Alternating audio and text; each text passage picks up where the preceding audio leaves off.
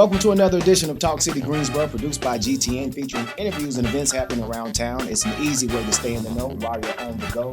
Subscribe to Talk City on iTunes, Pandora, Google Play, or SoundCloud so you can keep up with what's going on in Greensboro City government and beyond. I'm your host, Rodney Dawson, flying this plane by myself because I have some magnificent women in here representing a great cause to fill this table. And I'm so blessed and glad to have you here. Tell me the name of your organization.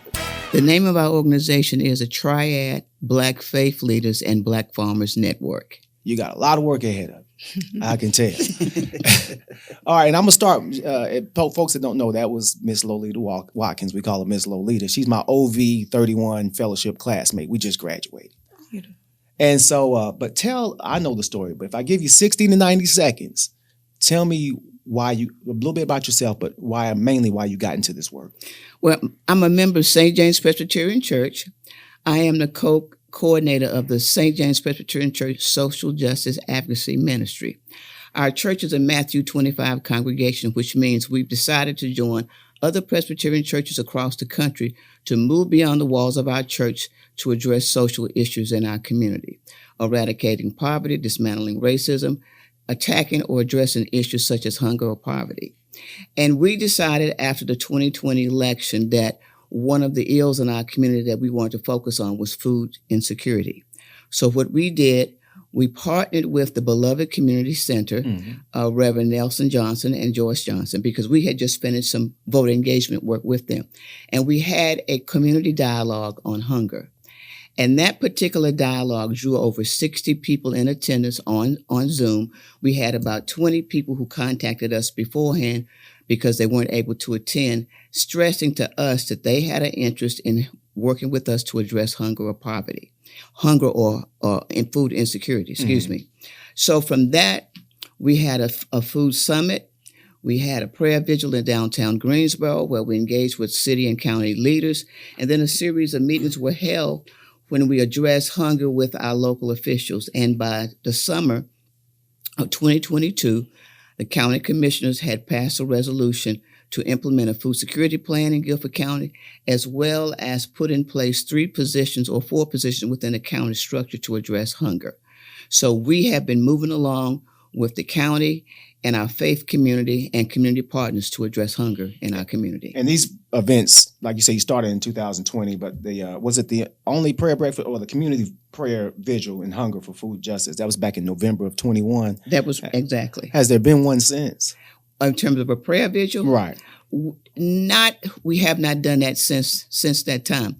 But as we move into our work that we're going to do starting with our Juneteenth Farmers Market, having community conversations as well as prayer vigils, as well as going through our neighborhoods, interacting with individuals, prayer will certainly be a part of what we will do next. We'll definitely talk about that event in June later on, but let me jump over to the Reverend Doctor Caldwell, and I'm not going to dare give you 60, 90 seconds. I won't put you in that position. I'm only going to close the door once. Right. But what brought you into this work? And a little bit about yourself, too. If you can. Okay. So I am the current pastor of St. Philip AME Zion Church. It's located on Ash Street, right in a wonderful community near Warnersville. And the church as a whole should be definitely working with community and helping with whatever we can. The interest came to me because I was involved in several other coalitions, collaborations, one being with Duke Hospital in Durham, where we were talking about better health for people, being a part of research. I work with the Maya Angelou Center in Winston-Salem, kind of dealing with, from a Christian perspective, what the churches are doing to help with food poverty and things like that. Okay. And then also, this idea came through a person named Paula Sieber. Okay. She's well known in Greensboro. Hey, you lit up when you said her name. Yeah. And she called one day after we had distributed food, especially during COVID. And she called one day and talked about a place to start a farm or garden. Okay. And my members were excited, and we said, yes, this is something we could do for our community. So we built our community garden about 3 years ago. And our goal is to offer fresh food, make it available for people that could just walk to the church if they needed to get to it. But we've added some other things now. We do what we call Wellness Wednesday. So we work with Cone Hospital through their congregational nurse program. So we have a nurse that is stationed there at the church, works for Cone Hospital. And we have every week a program called Wellness Wednesday. And during Wellness Wednesday, we are teaching better eating to kind of, change the diseases that's in there, that's among us as Black people. So we focus on diabetes, heart attack, high blood pressure, all of that. We've had sessions on how to grow and what to cook and how to cook it. We found out that a lot of people don't really know that outside of just walking in the grocery store and picking it up from out of just a tray, that you can grow it yourself, right? So we've been teaching people how to grow it, how to cook it. And so we're trying to change the whole mindset of doing better. My theme have been at the church, living your best life through your health, through hope. Right. Okay. And Good through news. healing. Good news. Nallah Muhammad. Yes. All right. Tell us about you and what brings you to this hard work. Absolutely. Thank you for having us. Absolutely. I am Nallah Muhammad, and I'm the co-founder of Afro Agriculture. It is a grassroots organization that teaches ag as well as environmental skills and education, specifically based off an artistic standpoint. With that being said, I do that alongside Ivory Schley, my co-founder based out of Atlanta, and I have the pleasure of being the farm coordinator over at Prince of Peace Lutheran Church, in which we came together and named this space Peaceful Seeds of Warnersville. I went into this work, started doing this hard work because I was food insecure as a child. So it's very personal to me. It is trying to undo and... What does that look like as a child? Ooh, great question. You don't realize that it is what it is until you get older. It looks like your mom taking you to these different facilities, gathering food and gathering resources multiple times a week. And you just knowing that, you got to sit here and be still for a little bit in order for you to eat. Or it looks like your dad going to a fast food place before it closes and seeing what he can gather or what he can get for free or for less. It looks like I talk to my parents all the time about this one particular story. I remember they were like, you either get cereal or watermelon. Mom is team cereal and dad is team watermelon for dinner. And I'm daddy's girl. So I'm like, yeah, watermelon. Just excited about that experience. But looking back at it, that is what we had to eat in the house that evening. And my parents did a beautiful job in making sure that we had something, that we had substance. However, no one should be in that position at all. There should be an option. There should be a connection. And more so, they should be able to get those things for themselves and not always have it handed to them. So that is the very personal lens that I'm coming from in this work, and just being welcomed into a community by people, because I truly was welcomed into it. And I've been able to be a student from those at Prince of Peace and those in the Warnersville community who have been doing this forever. So it gives me this cultural as well as historical weight to do the work. And I'm very grateful to be welcomed into this network, because there is so much to learn. Nothing is new under the sun, but everything must evolve. So it is lovely to have elders and community leaders who have been doing this for years to connect all of those dots and know that we can only grow if we choose to put that puzzle piece together very intentionally. I'm going to point this next question to the table, but what is it? You've answered why, beautiful reason. Visually, you can understand, you can see why you're running that center. But my question now is, how do you do it? Do you have goals set in place? And what does the plan look like? I know you have a food plan, but how do you go about chopping this down one step at a time? Well, we have been working on this coalition since 2022. We had a series of interest. We had an interest meeting at Shiloh Baptist Church. Then we planned a meeting that was held at St. James Presbyterian Church in March of 2023. And most recently, we had an in-person meeting this past April 11th, where faith leaders from Greensboro, Winston-Salem, community partners from Greensboro and Winston-Salem, we planned what we want to do over the next 15 months. We were divided into committees: a grant writing committee, a farmers market, advocacy committee for farmers is a joint committee, an educational committee, a publicity committee, a financial committee, and fundraising committee. So each of those committees using a goal structure called SMART Goals, and our meeting was facilitated by our community partners, by Minority Women's Business Enterprise. We selected SMART Goals for the next 15 months. And with each of those goals, we have set up a timeline about implementing those goals. And then when we have our next meeting, which will be May 21st, we will start kind of hashing out, making some decisions as to when those particular events will be held throughout the rest of the year and into 2025. Well, thank you. You want something? You had to add something? Look like you wanted to add something.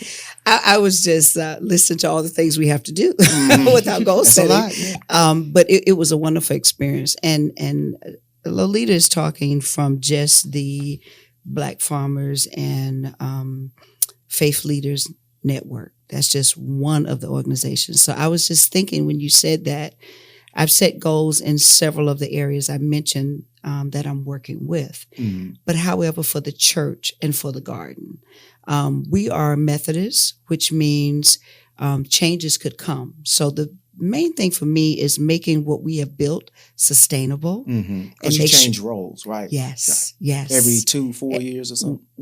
One? Yeah. Oh, wow. It could be every year. Oh, okay. We never know if we will return or we will be moved.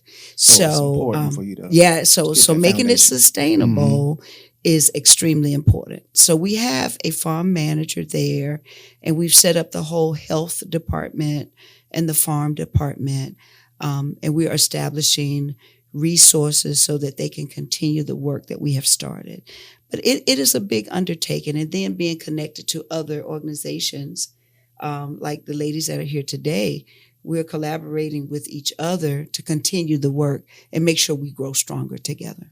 Nallah Muhammad, I'm going to come to you next. But while I'm coming to you, you all brought some wonderful stats together that I'd love for you to share. And we are going to put some of the links in the comment section on the YouTube. So when people go to pull this podcast, they can access that data.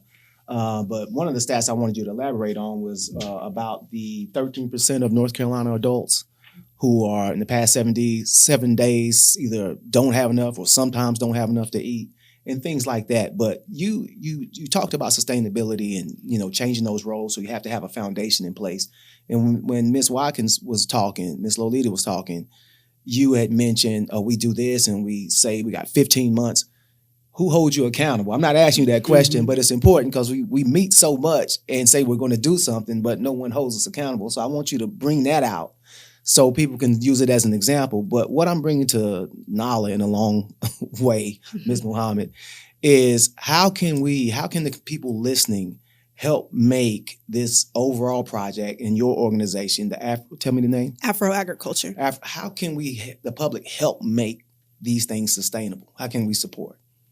Great question. So Miss Lolita has been a master alchemist in bringing together all of these large, very large ideas, goals, and getting all the people together who are doing work to make them happen, right? That's the overarching. And then Reverend Caldwell talked about those in-between goals that she individually has and the sustainability in that. So I think where that support comes, where helping be sustainable comes, is in committing to do the work somewhere every day. So we as well at Prince of Peace Lutheran Church at the Peaceful Seeds Farm have volunteer sessions every Tuesday, right? And that's not just an opportunity for people to come over and do free labor for us, right? It is an opportunity for people to learn how to grow their own food, as well as be provided the land to grow their own food or simply exist in that space, because a lot of Black and brown people, their value is based off of their ability to do work. But we know that so much of sustainability comes in the mental capacity and mental health as well. So we are providing that space for them to do so.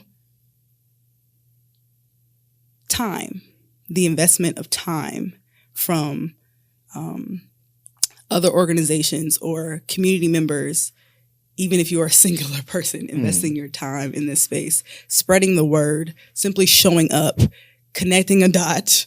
If you know an organization is in need of something and you know someone, making sure you make that connection with your purest heart and with the purest intentions.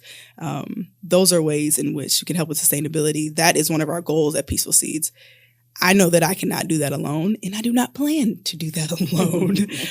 We want to utilize that land as an incubator of sorts. So we have a community partner, CJ the plant handler, who has a plot there. She utilizes that land. The exchange is that she provides at least 30% of whatever is made off of that area back to the very community in which she is in or which she is serving. So people to get involved to not only empower themselves, but to empower each other is what is ultimately going to bring about sustainability for a smaller organization like myself. And when we can, on a daily basis,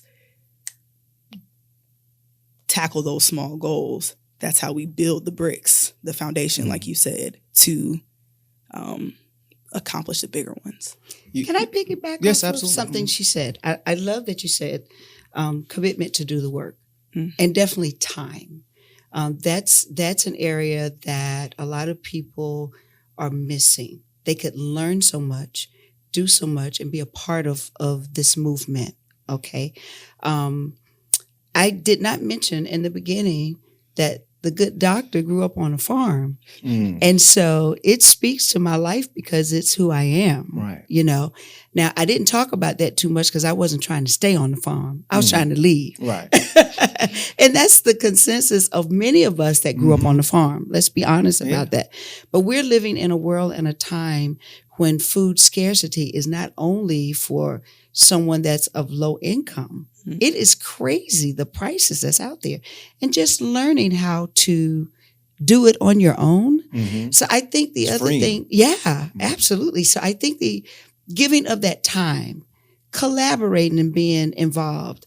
Now I've mentioned it a couple of times, and Lolita is definitely doing that work.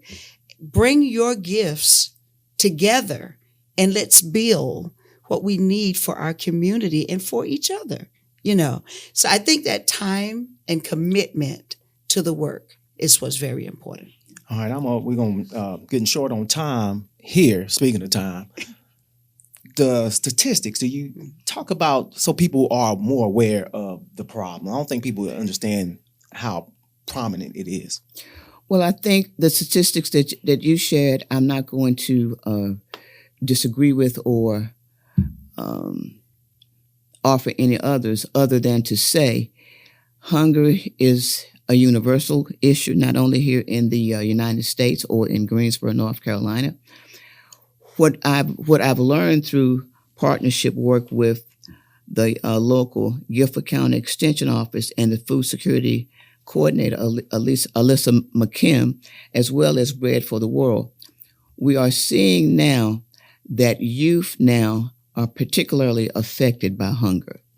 And it's gotten to be such a problem that Bread for the World in 2025, their initiative is going to be a focus on youth. And one of the things that we plan to do in gathering momentum and synergy building here in Greensboro and Guilford County, our coalition is going to have a listening session, probably in the fall, in regards to the issue of hunger in our community, but with particular focus on youth. We know that there's a growing incidence of homelessness within the parents in our community, especially parents of color, whether you are a single parent or a parent from in a two-parent household, and that homelessness and hunger kind of go together, Right. and that we need to, in terms of collaborate across all venues in our community, you know, the schools, the churches, Right. businesses, faith organizations, community partners that are not only in Greensboro or Guilford County, but across the state of North Carolina. And we are trying to do that with the work that we're doing in terms of our coalition building. Okay. And, I used to teach, and I remember I had a big classroom, and so there was a child that was sick, and she needed to go home, but my administrator brought her to my room. And I said, why, she can't go home? I can take her home. We weren't supposed to. He's like, nah, she didn't have a home. Mm-hmm. And I learned then how many students that I would not have known were coming to school only because, not only, but they depended on school to eat. Mm-hmm. And there was other students that were homeless and you never would know. Mm-hmm. And so I want to piggyback on that, Rodney, because in my teaching experience, 30 plus years in Guilford County, I remember, and I taught elementary and middle school, but I was in a particular middle school setting, and we noticed that there was this particular young African-American male. We could almost point to the day of the week he would come to school and he would get in trouble. And when he would get in trouble, naturally he would be referred to either the school social worker or the counselor. So we learned in a short period of time he was doing that strategically because he was hungry. And that he could manage the Monday and Tuesday, in terms of whatever his parents could provide or whatever, or whomever was feeding him. But by the middle of the week, he didn't have any food. Wow. So you're right. There's a growing number of instances where in school, especially teachers, the role of teachers in knowing your students, getting to know them and their parents, and parents sharing with them whatever ills or issues that they have in terms of we need to work on food insecurity as a collaborative community issue. May I also add that during, not only during COVID, but during this summer, we have had the opportunity to offer the lunches for kids that could not get lunch during summertime. And we have seen quite a few people come through that utilize that. So there's situations that we definitely don't know about that's out there. It's an obvious problem. And I'm glad we have organizations like you all and the conglomerate coming together to fight it. And we need more of it. And need more state efforts and city efforts and all the efforts that we can get. But keep us up to date. We got James coming next week to do the part 2, and he's going to talk more about the youth efforts and fighting that problem too. But what do you have? How can we learn more about what you all have going on in social media handles, websites, or upcoming events? Well, we are in the process of developing a website, and that's really something that James has been doing with his expertise in that area. It is, and I cannot think of I guess you would go on Facebook, Triad Black Faith Leaders Black Farmers Network. We also have our publicity committee that's putting together a calendar of events that we're going to share within our coalition, but out into the community as well. We have an upcoming Juneteenth Farmers Market, which is going to be held at Hayes Taylor YMCA on Wednesday, June the 19th, from 10 to 4 p.m. We also have some other events planned. As I mentioned, the listening session in the fall in terms of the youth food insecurity issues that we have here in our community. And then some other events that we have are really things that we're going to talk about when we have our meeting on May the 21st, because I kind of don't want to disclose some of those things right now. But we have last holiday season during the month of December, we provided over 500 boxes of food to individuals in our community who were food insecure. We plan to do that again in this holiday season. But our goal this time, rather than 500 boxes, is 1,000 boxes. Okay. And this is because of the number of additional partners that we've added in our coalition in Greensboro. We've added Ms. Muhammad. We've added St. Matthew's United Methodist Church. New Hope Community Development Group is another organization that we've added to our coalition. Our partners have been since our inception, as I mentioned, North Carolina Extension Office, Minority Women's Business Enterprise, and East Greensboro now. So I think that with the community partners, and we are surveying and will survey at our Hayes Taylor event the possibility of adding additional community partners, including individuals and organizations, church organizations, and organizations that are dealing with a hunger in 2025 as we move this work along. You reminded me, you said East Greensboro Now. That's my fraternity brother, Max Sims, and he's supposed to be a guest. I've been trying to coordinate it. He's not running from me or anything, but we just got to settle down. So he'll be a guest on here soon. Right. But this is a very important topic, which is why we went longer, and we're going to have a part 2 to this when we speak with James with PDY, Positive Direction for Youth, next week. Nallah, I want to make sure, and Dr. Caldwell and Ms. Muhammad, I want to make sure y'all, anything where we can keep up with you specifically outside of... Sure, I'll share. With St. Philip AME Zion Church, we have Facebook. We don't have a website, but we have Facebook. When you go on and put in St. Philip, just put Garden of Peace. Okay. And you should be able to pull up activities and pictures and anything that's going on. We usually do a taste and tour every year, at least 2 to 3 times a year. And we will be doing some community events. We've done some things with the police department. We've done things with other partners. And so we're looking forward to doing that again this year. I don't have the dates to give you today, but you can definitely find out through our Facebook page. And you can come back and talk about it. Absolutely. And let me say this. We will have Black farmers. I plan to have farmers market. And we are focused on Black farmers because of some of the injustice that Black farmers have received. And so that is a focus. And we have several Black farmers that we've met with in the summit. So I am looking to make sure that I bring produce from our Black farmers. That's a part of this coalition. Thank you. Ms. Muhammad? Yes, you can find the farm page at Peaceful Seeds of Warnersville, either on Facebook or on Instagram, as well as Afro Agriculture on Facebook or Instagram, as well as afroag.org. And on there, we are seeking support with actually a collaboration that we have been doing called Project Native. Stands for Nourishing Agriculture Through Intentionally Versatile Environments, with the children of Hampton Homes as well as Warnersville. So seeking mentorship there with them and for them, as well as just time in investment of volunteers. Well, listen, you're doing yeoman's work, and I appreciate. Go ahead. I just want to add one more. You mentioned you're going to have our other colleague, James Garner, with Positive Youth and Development.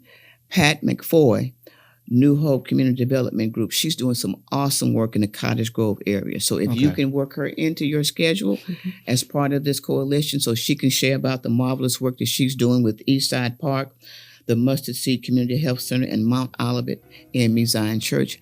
I really hope that you could try to do that for her as well. We'll put on the list. And I appreciate the work that you all are doing. I know it can be frustrating, discouraging, but you got to have that, Mark 11:23 coming.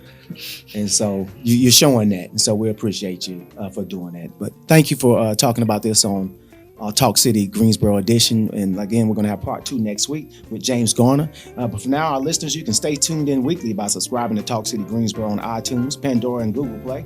Don't forget, you can download Talk City from SoundCloud. That's it for this week. Thank you for tuning in to Talk City. Be sure to watch GTN, your official source for news and information about the city of Greensboro. GTN is available on Spectrum Channel 13, AT&T UVerse Channel 99, and Lumos 31. GTN also streams live on Roku and the city's website at greensboro-nc.gov.